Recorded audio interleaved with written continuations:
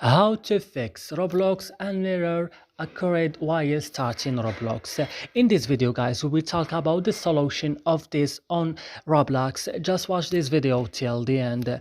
So first guys, you have to go and open the settings of your phone. After this, go directly and open apps option. Here on apps you will find, as you see, all the application that you have already on your phone. You have to search now just for Roblox. When you found Roblox, open it like this and then go to storage option.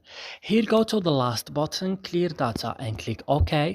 Also click on clear cache and go back and click on force stop and click also OK. And now what you should do, you have to go to this remove permission. If app is unused, you have to turn off it like this and turn on it like this again, and that's it. Your problem will be fixed on Roblox. So that's it. I hope guys this video is helpful for you. Don't forget to like and subscribe in our channel, and see you in another video.